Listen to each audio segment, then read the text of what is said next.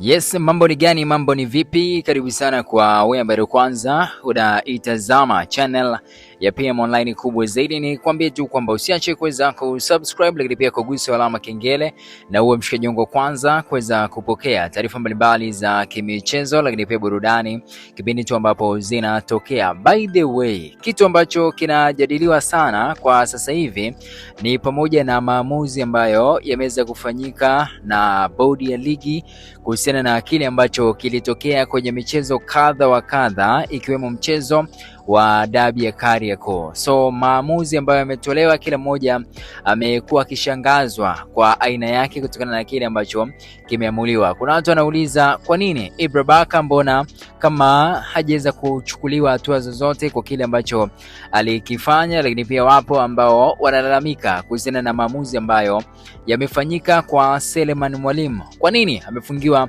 michezo mitatu badala ya kupigwa rungu zito la mechi 5 kama ambavyo wachezaji wengine wamekuwa wakikutana nalo? Tulishuhudia Ibra Baka akipigwa pini ya michezo 5, tukashuhudia pia Jonathan Soa akishushiwa rungu la mechi 5, lakini pia imefanyika hivyo pia kwa Alassane Kante ambaye pia alishushiwa rungu la michezo 5. Kwa nini Selemani Mwalimu ameshushiwa rungu la michezo 3? Ndio klabu ya Dar es Salaam Africans inaulizia kuhusiana na jambo hilo, na nimeona leo walikuwa na mkutano na wanahabari, mkutano ambao wameweza kujadili mambo mengi. Yaani kwa mara ya kwanza Yanga wanaamua kuandika jina la Selemani Mwalimu kupitia ukurasa wao wa Instagram kwa ajili ya kuuliza ni kwa nini kumekuwa na adhabu hiyo ya mechi 3. So wameweza kuandika hivi: tumewaandikia barua bodi ya ligi tukihakikisha kupata ufafanuzi wa kina juu ya adhabu iliyotolewa na kamati ya saa 72 kwa mchezaji Selemani Mwalimu.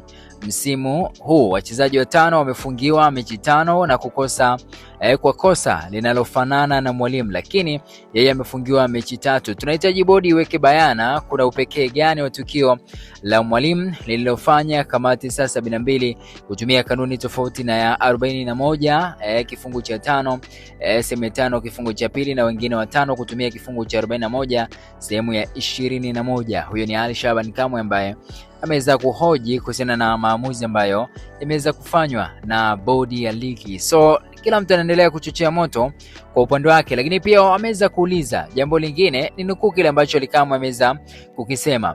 Jambo la pili, tumeitaka bodi ya ligi itoe ufafanuzi kwa nini kamati saa 72 ilichelewa kukutana kama kanuni zinavyoelekeza ili kufanya mapitio ya makosa mbalimbali na kutoa hukumu kwa waliobainika, ikiwemo tukio la mchezaji Selemani Mwalimu. Aidha, mechi nyingine zilizopita kamati ya saa 72 ilikutana kwa wakati na kutoa hukumu. Kulikuwa na changamoto gani iliyopelekea kucheleweshwa kwa haki?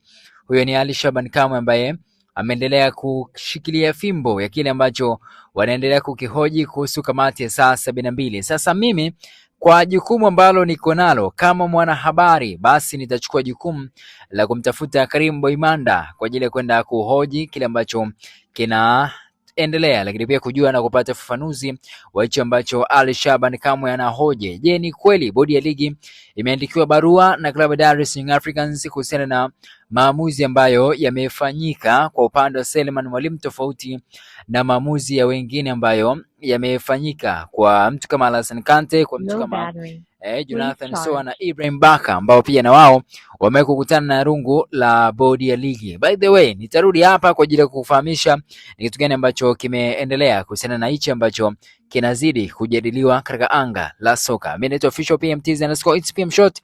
Till next time.